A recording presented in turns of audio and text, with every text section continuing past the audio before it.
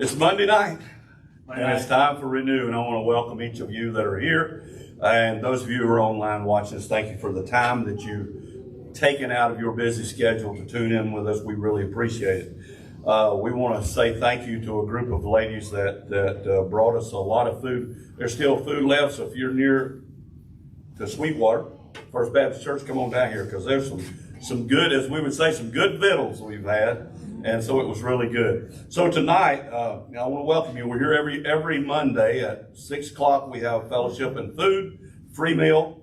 Did you hear me there? Free meal. Come on down. And then we'll fellowship during that time, and then we'll start our online at 6:30, thereabouts. So tonight, we're going to talk about, hang on, for those of you who are thinking that I'm saying we're finding balance and recovery, and you go, well, you may still be in denial. And you go, I don't need recovery. I'm not in recovery. Okay, hang on. Because we could also just as easily say we're finding balance in life. And so let's just hang in there and let's talk a little bit about that. You know, in Ecclesiastes 3:1, it speaks about finding balance a little bit, as it tells us there's a time for everything and a season for every activity under heaven. We do a lot of things. Some of us do one thing. We'll find one thing that we're good at or that we like, and we load ourselves up on it. We go, what we would say, whole hog into it. And that's all we do. And that doesn't give us a very balanced life. And certainly when we're in recovery, it doesn't give us much balance.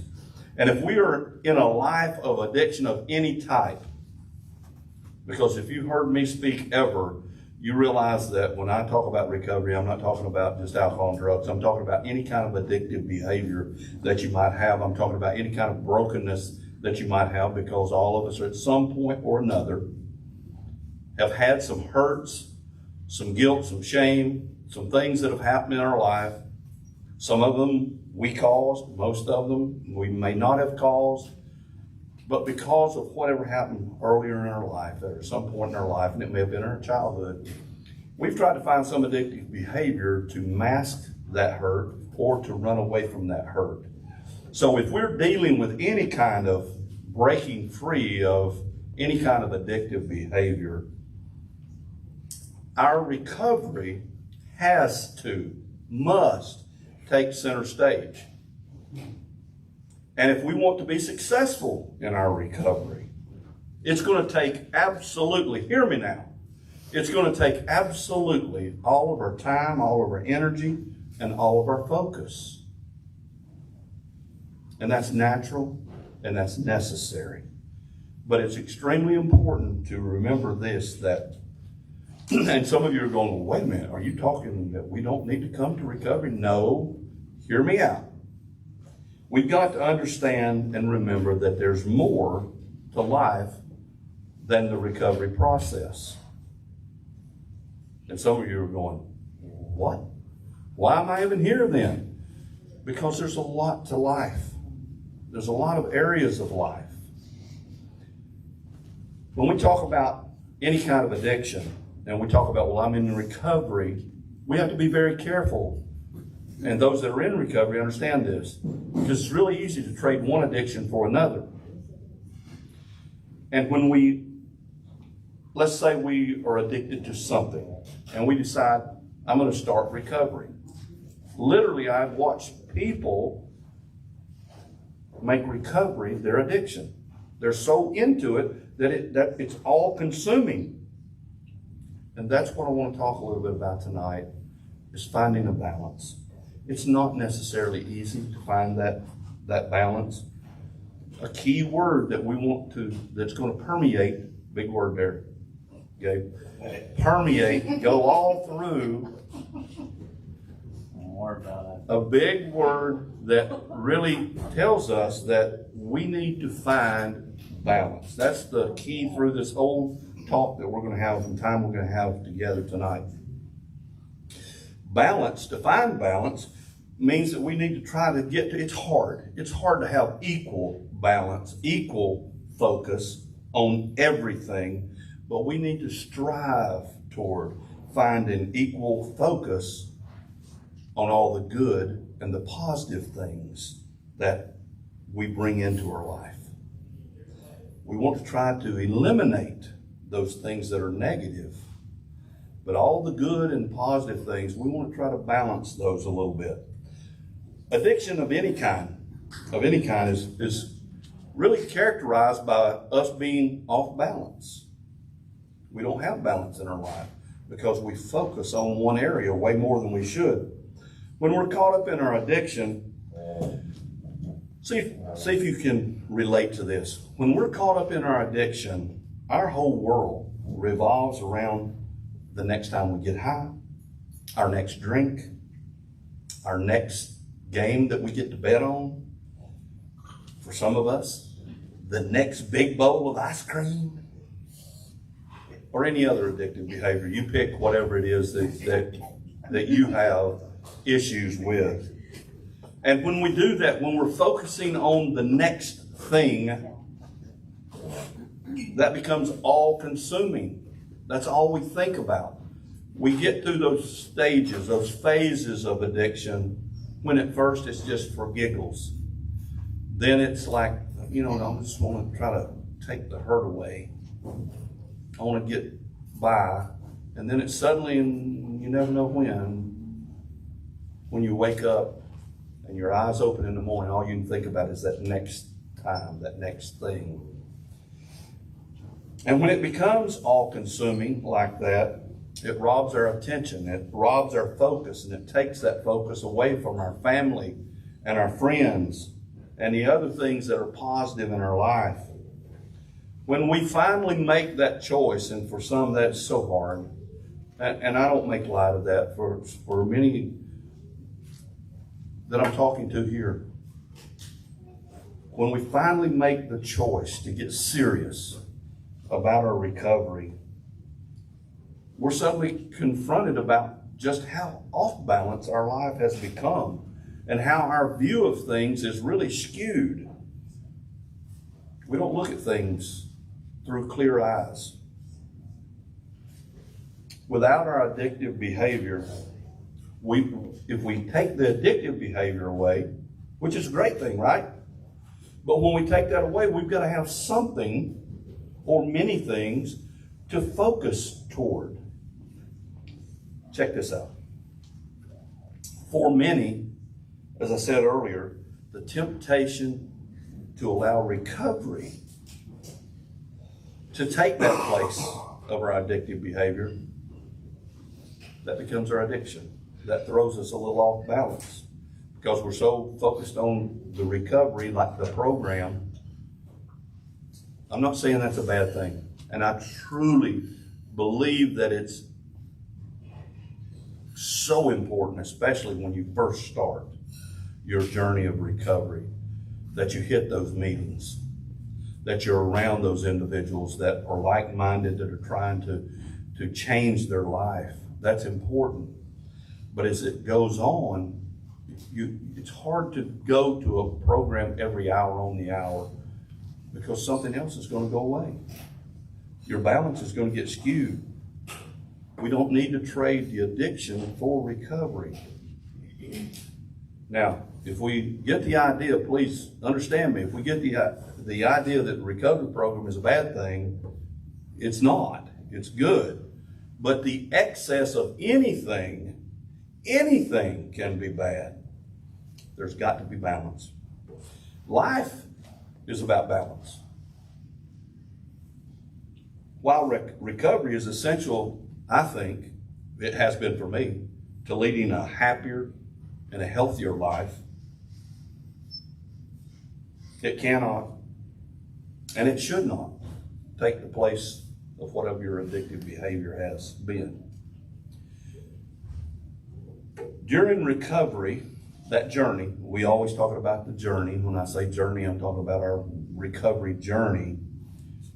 You're going to start to experience life without whatever your addiction is. And I hope and I pray that will be reconnecting. That's part of the process and that's part of the journey too, because so many of us have burned the bridges. We have absolutely tore it up. And so I hope and pray that we are able to reconnect with family and friends, where we find some satisfaction and contentment, even in our jobs. Because when we're in the throes of our addiction, many times our jobs go away. We lose family, we lose friends. When we're in this journey of recovery, we have the opportunity to try new hobbies, new activities that will fill our time. There's so many things out there that are positive. Now let me go back to the family and friends for a moment, because it's essential that we try to rekindle those. However, having said that,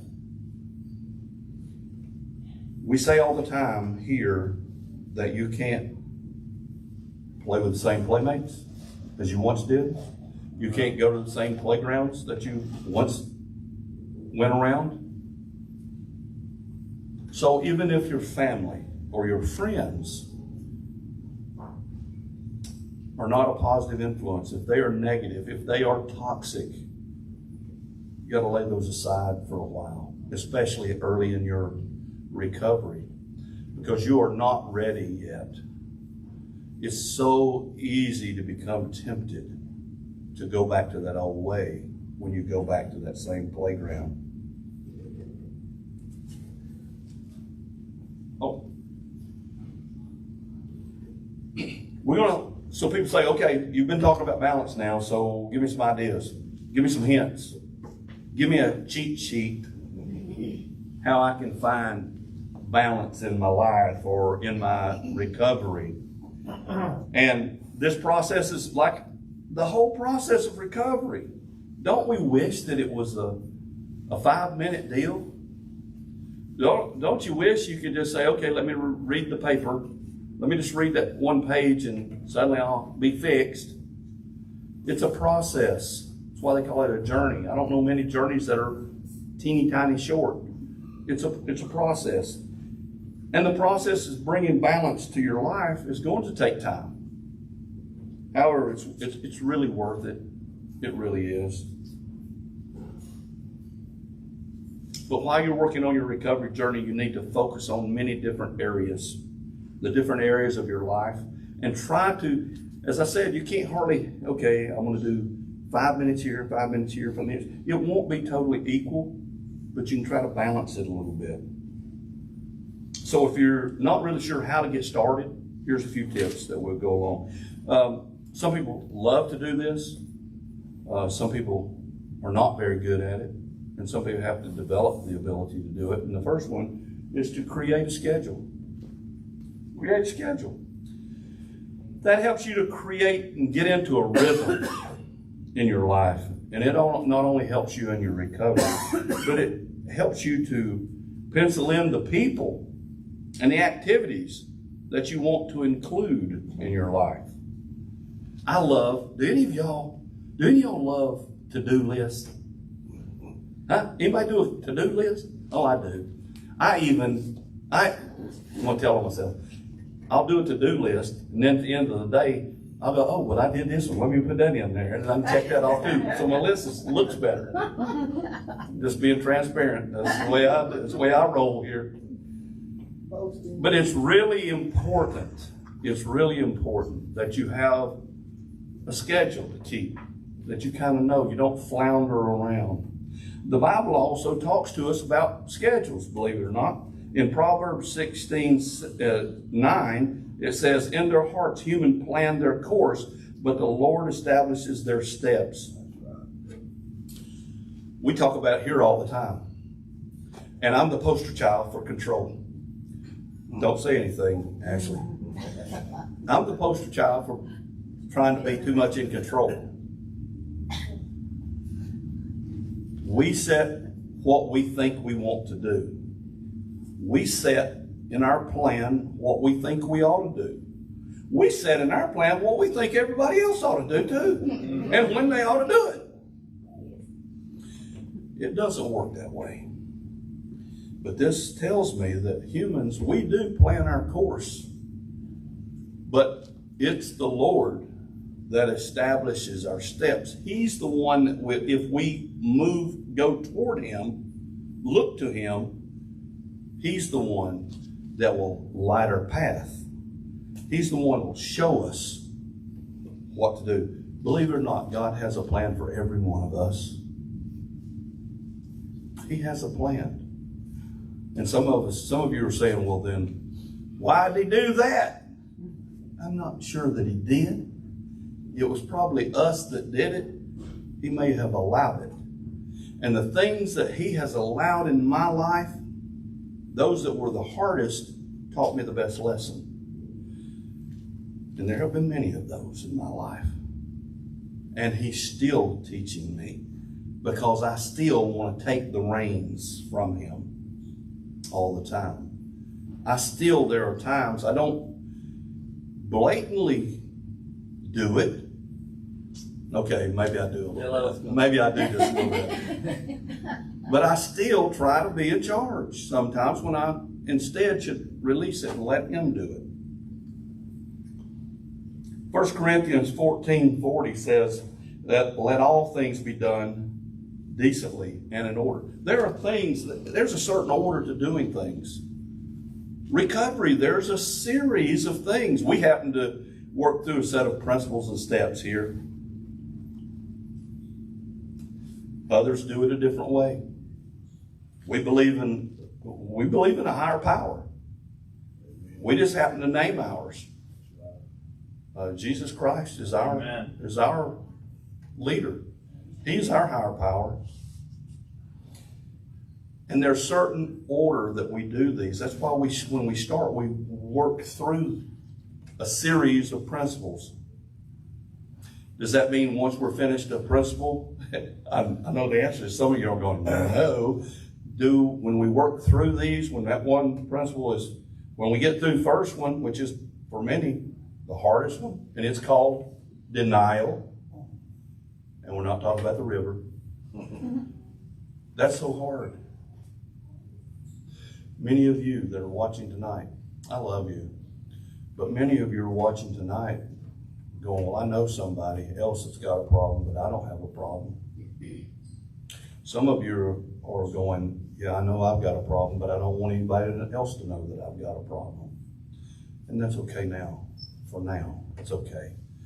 My prayer is that someday you will learn by watching these videos, you will learn to trust us or someone that you can reach out to, because recovery is absolutely not to be done alone.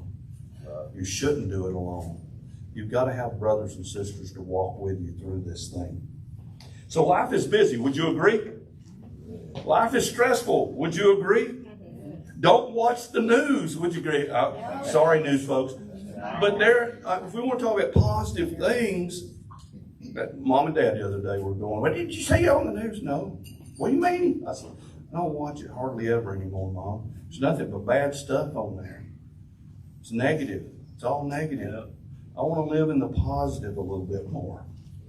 But life is busy and life is stressful, but God knew that too. The Bible encourages us when we get into the Word, which I would recommend that we all do consistently. When we get into the Word, we're going to see that the Bible encourages us to set aside quality time for God, for ourselves, and for others. When those of you who know me know my mind goes, there goes a rabbit, go chase it, squirrel. And so in a couple of weeks, because this quality time for God, for ourselves and others, and I'm going to do a thing in a couple of weeks on giving in recovery. Because see, in recovery, when we're in the throes of our addiction, whatever it is, it's not about giving, it's about taking. That's mine. You owe it to me. We feel so entitled, and we're not. God has given us everything that we have. We should be more thankful for that. But I'm going to do a thing on giving, so stay tuned in a couple of weeks. But the Bible encourages us to make time for ourselves and for others. But unless we intentionally schedule, and do those things, it's not going to happen. Unless we intentionally work on the different areas and try to balance them, it's not ever going to be balanced. The next thing is where I see a lot of people have an issue, including me. And that's that we strive for perfection. Perfection. We got to be perfect. And then we can't be perfect, and we that tears us up. Finding balance, as I said earlier, is a process. We obsess over getting everything right. We obsess over the focus of the process for our journey. Trying to be perfect is a heavy load. It's a heavy burden to try to be perfect. And I've got news for you, brothers and sisters. No matter how hard you try, you are not going to be perfect. There was only one that was perfect. And it's not us. It's not us. We got to quit trying to be perfect and maybe strive to just be better. Be better than yesterday. We've got today and we only have hope for tomorrow. So try to be better than we have been in the past. Hebrews 12:1 speaks about things that we do that hinder us. Therefore, since we are surrounded by such a great cloud of witnesses, let's throw off everything that hinders and the sins that so easily entangles, and let us run with perseverance the race marked out for us. I said earlier, God has a plan for us, and we let things get into our life that keep us from doing what the plan that God had for us. There are a lot of things in our life that we let come into our life, and we put it on like an old coat. And some of those things we've worn so much, they just feel so good. But we need to take those things off and cast them aside. We got to get rid of it. And that's hard for some. Because, as I said, sometimes those things feel very, very comfortable. And it's hard for us to get away from it. Trying to be perfect can actually work against us. Instead of focusing on being perfect, let's then try to focus on getting better. Let's try to get better than we were yesterday. Let's try to get better at serving other people. That was the ultimate example that Jesus showed us, is serving others. Be a servant. The beautiful thing that I love about serving, and do it. Do this. Go out. We do this. Guys do this. I tell them to do this all the time. Go out and do 3 things for somebody or 3 people, but don't let them know. Don't let them know. And if they find out, it don't count. You got to start over with 3 more people. Tell me the magic that happens inside you, because it's fun to do it, but kind of hide and watch. Because you're going to see them be blessed. You're going to bless somebody. But it's amazing. It's magic. Because what happens is suddenly you become blessed. And you feel good inside that you can actually do something for somebody else. And when you do that and you get that feeling, guess what happens? You want to do it again and again and again. So the other thing that we need to start trying to do a little bit is we need to, instead of waiting for the big things to happen and celebrating those, let's celebrate the small accomplishments, the little things. We talked about scheduling. So we're going to have our days, because you're going to do this when you get home, or those of you at home, you got your little notepad out there now, and you're going to start making your list of things to do. Each day is filled with tasks, whether you write them down or not. We all have tasks, and we have things that we've got to accomplish, or that we want to get accomplished that day. Sometimes people will take those away from you. Has anybody ever took your task away from you? My wife did that to me today. We're going to have to talk about that when I get home. Because she's not working virtually anymore, so she's bored out of her mind, bless her heart. And so she came in and she says, I've watched 3 movies, is this what retirement is like? And I went, I'm kind of busy working on a lesson. And she says, I said, and it was about 3 o'clock. And I said, you know, it's quit raining. If I didn't have to speak tonight, I would just go mow. I can mow. So she did my job. Thank you. But she did my job. Now I won't have a job tomorrow. I got to get my list, create a list. But we got to create those, and we got to celebrate the small wins. When we make small mistakes, even the small mistakes, we feel really bad about it. They get us down. They beat us up. They get us down and stomp us. But when we accomplish small goals and we make a small accomplishment, why is it that we can never feel good about that? We've gotten to a point it has to be something major before we celebrate it. I don't know why that is. It's time to celebrate those small wins, however. In the New Living Testament translation, it says in Zechariah 4:10, do not despise these small beginnings, even the small things. Now, some biblical scholars go, that's not what that means to me. And that's what I want you to start to understand. That when you get into that scripture and you spend time with God on a regular basis, you'll read a scripture one day and it'll mean and speak to you about something in your life. Then you wait a few days and you, believe it or not, are seasoning, you're maturing. Other things are happening in your world. And you read it again and it means something totally different to you. So for this tells me celebrate small things. Don't push those aside like it's no big deal. It is a big deal. It's a big deal tonight that we have somebody brand new that's shown up first time. Yes, I'm going to celebrate that. That's good. That's good. We are to celebrate him in our smallest victories. When we are in the throes of our addiction, tell me, do you do this? Do you take care of your health? I'm talking about not only your physical health, but your mental health. Absolutely, it goes away. It goes in the gutter. So we need to, so there's a lot of things. We could spend a whole days on talking about taking care of ourselves.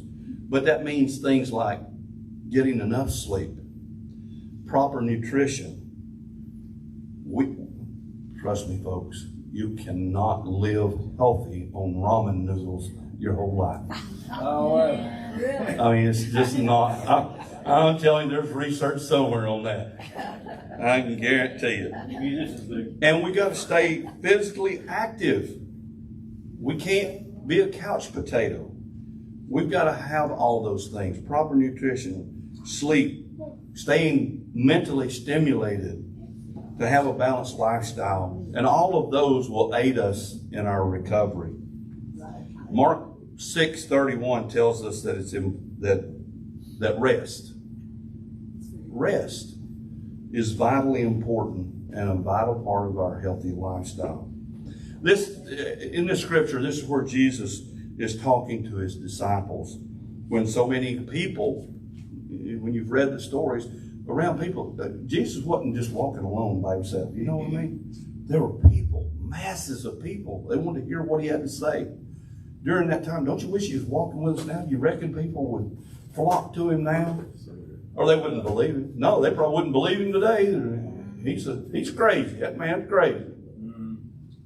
I tend to believe that he was real, but there were people all around him. And he was talking to his disciples when he said to them, come with me by yourselves to a quiet place and get some rest every once in a while. See, I think of it like this, because I've talked to you about giving back, did I not? I talked to you about serving. And you are a cup, and you are filled up, and you keep giving out of that cup, and you never replenish the cup, suddenly one day it's going to be empty. So every once in a while you got to rest. You got to pull back to be able to replenish your cup, fill your cup up. every once in a while, you're giving all these blessings to people. Every once in a while, we pray that you will be blessed. And that re-inspires you. And we get blessed by giving to somebody else. And that's kind of how it works. It does. Many of us are so busy with things, whatever those things are, that we don't really have the time or take the time for the really important things in our life that we're doing for ourselves and for others. Jesus will show us how to find that time. He'll show us how to find that balance, just as he did with the disciples as he walked on earth with them. He cares about our physical needs. We can trust him. We must trust him to provide to us the things that we need. He will do that. He's not going to knock down your door to your house or wherever you are. He's not going to stop your car and drag the door open and say, here, you need to do this. If we seek him, if we go to him, he will let us know. The other thing we spoke a little bit about earlier, about fostering healthy relationships. Our friends and our family in our life can be. I said are, but in many cases they're not.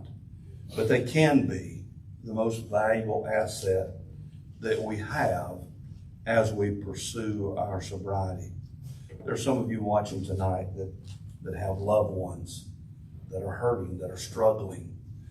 And you are hurting right now because you love them so much. You wish you could fix it. You can't. You never will be able to.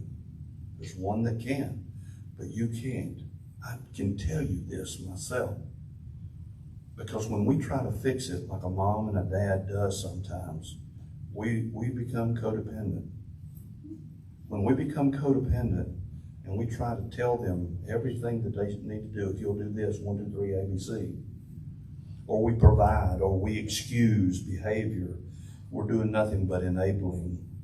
So what I'm saying to you is that it is so important, family relationships, for someone who is trying to get away from addictive behaviors, whatever they are, is so important. And I hope that you'll be able to mend some of those fences. You can't mend the fence unless you make time to make those relationships a priority. And as I said before, some you don't need to yet. It may not be don't do it. It may be not yet. It may take time. One of my brothers here, his favorite scripture is Proverbs 27:17. Iron sharpens iron. One man sharpens another.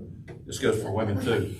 What I'm saying to you is it is important that we work together, that we help one another, that we lift each other up, but that we hold each other accountable as well, that we love on each other. We need people, that breaks down to this. Excuse me. Let's break it down to this. We need people around us, but we need the kind of people around us that make us better, that make us want to be better. That's who you need to hang out with, is the people who you want to emulate, they just make you want to be better. Amen. That's really important. And then in 1 Thessalonians 5:11, therefore encourage one another and build one another up, just as you're doing. Lift each other up. I mean, have you not in your life surrounded yourself with people, as you think back who you've been hanging with, the old crowd? Did they lift you up? No, they were toxic and they tried to tear you down. When you were hanging around people that are putting you down just in order to make them feel better about themselves, that's the wrong people, guys. You need to get different friends. That's why I said, for you watching out there and you're going, well, I don't have a problem. It's about life too. I'm not talking about recovery. I'm talking about life. If you got people around you that are pulling you down, find yourself some different people to hang around with. John 13:34, a new commandment I give to you, that you love one another just as I have loved you. you are also to love one another. Here's a fact. Here's a fact. Not everybody out there is lovable.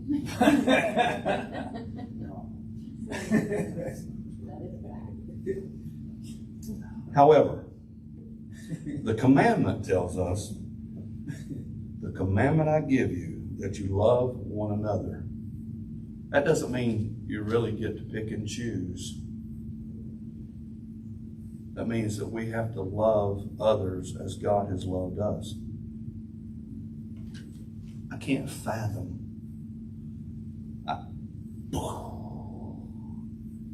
how much He loves me. He loved me so much He sent His Son to die for me, for the wrongs that I have done. I'm not perfect. I don't think I could have done that. I'm just being honest. There are people who have just done all of us wrong, have they not?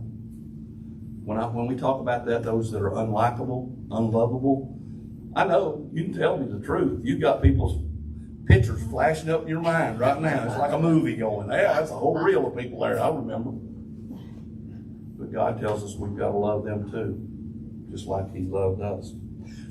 Now, what I'm going to tell you is that sometimes we need to love them, but we need to love them from afar. We need to back off of that a little bit. So if we do these things, and that's just a few of the things, that's just a handful of things that we can do to help us find balance. And if we were to do these things, something like that might show up. I had the opportunity to go here a couple of weeks ago. Do any of y'all know this place? It's Cumberland Mountain State Park. It's in Kentucky. And it's the home of Cumberland Falls. And I missed the opportunity to see the moon bow. Not the rainbow, but the moon bow. It happens on a full moon. And it was a full moon that night, but it was raining. And so I didn't get to see it, but I got to see the next day when it quit raining. I got to see the falls, and it was absolutely beautiful. What do you see here? Water. Water, trees. Yeah. I see peacefulness. This is somebody who's going through recovery on this journey. I see peacefulness. I see a place of renewal. I see a place that is beautiful. I was a landscaper for many years of my life, and I could not, in my best day, create anything this beautiful. I see that there's someone when I look at something like this, and you can do this not just here but anywhere. Go outside, you can do this. I see something, a place where somebody greater than I created that. I see a place where I can find joy. I see a place where I could find some rest. I see a place where I could fill my cup back up. If you look really close, you'll see a dot. See that dot? A little dot there. Now, I was way up on a hill at the lodge, and that's a person. It was a person that was fishing. And if I stood there and watched long enough, I could see him move a little bit. But when we look at this, even there, and you may have been that way, not only here, but the first time I saw the Grand Canyon, I had this overwhelming feeling of just how insignificant I am in the big scheme of things. And that had to change the way I was thinking, because many times in my life, I felt that I was the most important thing in the world. And I'm not, and we're not. There's somebody a whole lot more important than us. I'm thankful that I've had the opportunity to enjoy all of God's creation and His vast creation. I would ask you a couple of questions. What are you doing to find your joy? What are you doing to find the balance in your life? What are you doing to try to create a schedule? What are you doing that's not trying to be perfect every minute of the day? What are you doing try to celebrate the small accomplishments instead of waiting for it to have to be huge? What are you doing to take care of your mental and physical health? What are you doing to foster positive, keyword positive, family and friend relationships? It's my hope, it's my prayer that you will begin to work toward those, and when you do, that you will have more of a balanced life. And as you continue on this journey that we call recovery, it's always my honor to have my friend, my brother, Todd Colbert, come up, and he'll bring a message in himself in song, and he will always have a word for us. So Todd, I love you, brother. Thank you for being here with us. You're welcome.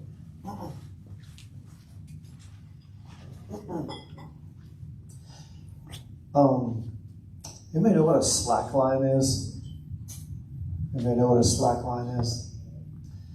Okay, so it's kind of like it's a recreational thing. It's also a little bit of exercise. So a slack line is about that wide. And you usually what you do is you go out to a park, you find two trees that are fairly close together, and you strap one end to one side of that tree with one end to the other side, and you jump up on that thing, and it's basically like walking on a tightrope. I've tried this, and I have failed many times. Apparently I have no balance in my life. But apparently one of the keys to walking on a slack line, center of gravity and all that kind of stuff. But one of the things that's really helpful is to focus intently on a single point, such as an anchor, or the anchor on the tree. This will help you find and keep your balance and resist the temptation to look straight down at your feet on the line.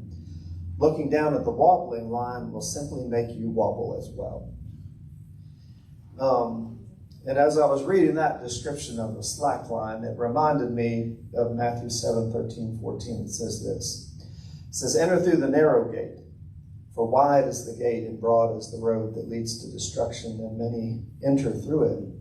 But small is the gate and narrow the road that leads to life, and only a few find it."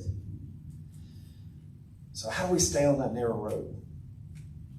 Is it about keeping our eye on the narrow road? No, it's on finding that anchor point. And that anchor point is Christ. So if there's one thing that we can't go wrong with over-focusing on is Christ. And allowing Christ to be magnified within us and allowing him to be the singular thing that we keep our eyes fixed on. Because so many times in my life, when I'm focused on the narrow road, all I think about is falling off of it. But when my eyes are fixed on Christ, he's always leading me, and I'm always right there in step with him. And so many times when I do find myself wavering, if I'll just fix my eyes on him, everything comes into alignment, and I have that balance that I need. And so the song I'm going to sing for you tonight is called Christ Be Magnified. And the bridge of it kind of reminded me of balance. Because in our life, in our walk with Christ, we don't ever want to be knocked off that course. And there's a lot of things in life that knock us off course. Try to anyway. And so the bridge of this song says this: "I won't bow to idols, I'll stand strong and I'll worship you. And if it puts me in the fire, I'll rejoice because you're right there too. And I won't be formed by feelings." Man, will our feelings lead us astray? All the time. Knock us right off of balance every time. "I'll hold fast to what is true. And if the cross brings transformation, then I'll be crucified with you. Because death is just the doorway into resurrection life. And if I join you in your sufferings, then I'll join you when I rise. And when you return in glory with all the angels and the saints, my heart will still be singing, and my song will be the same. Christ be magnified." And so that's what I would just encourage you to do, is just to continue to magnify Christ in your life to continue to fix your eyes on Him, because He's never going to fail you. And as long as He is the anchor point, you're always going to be on that straight and narrow path. It's not about the path. It's about the person that you're fixing your eyes on and trying to emulate your life like.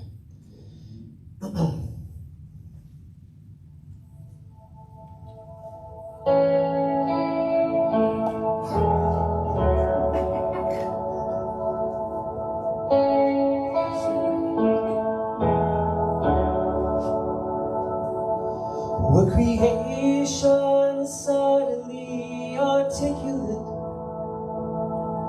with 1,000 tongues to lift one cry. Then from north to south and east to west, we hear Christ be magnified.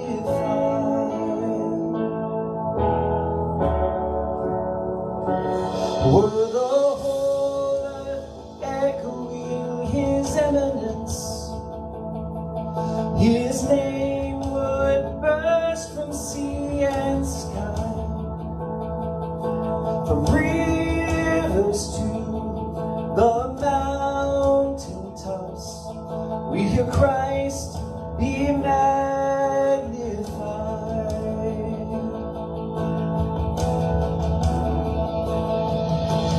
Lord, Christ be magnified.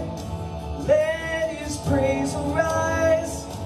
Christ be magnified in me. Oh, Christ be magnified from the altar of my life. Christ be magnified in me.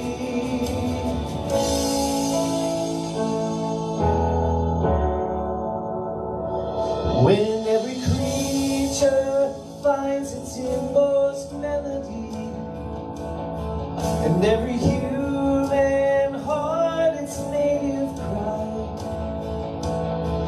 holding in one enraptured hymn of praise, we'll sing Christ be magnified.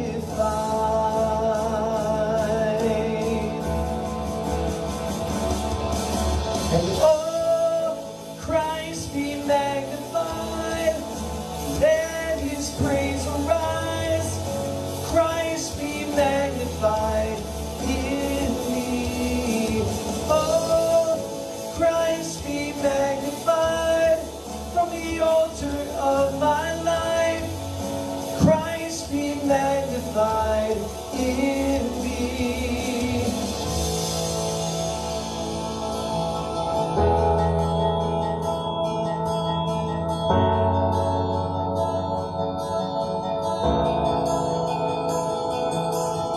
I won't bow to idols, I'll stand strong and worship you. And if it puts me in the fire, I'll rejoice 'cause you're there too. I won't be formed by my feelings, I'll hold fast to what is true. If the cross brings transformation, then I'll be crucified with you. Death is just the doorway into resurrection life. And if I join you in your sufferings, then I'll join you in you rise. And when you return in glory with all the angels and the saints, my heart will still be singing, my soul will be the same.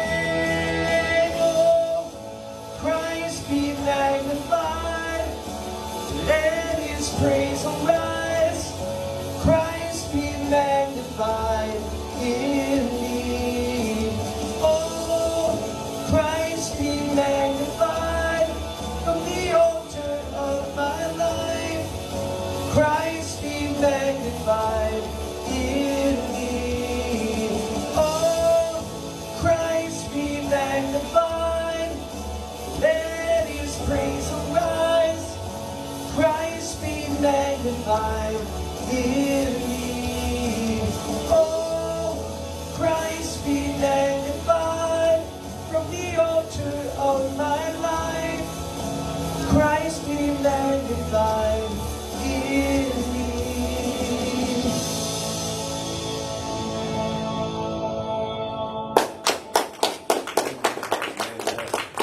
Amen. Well, thanks for honoring us with your presence tonight, both here in the room and online. It's been a good night and a challenging word from Roger. So, again, every Monday night, 6 o'clock for a free meal, 6:30 for a time of blessing and challenging. We invite you to come and be a part of us. This is a loving community that's going to wrap our arms around you, love on you, meet you right where you are, and walk with you to what God has for you in the future, and we're going to be faithful in that. So come and join us, like our page, share our page. Probably everyone out there listening tonight knows someone that needs what's going on right here in this room. So we invite you to come and join us. You're going to be welcome here, and you're going to be blessed. Thank you for joining us tonight, and we'll look for you next week.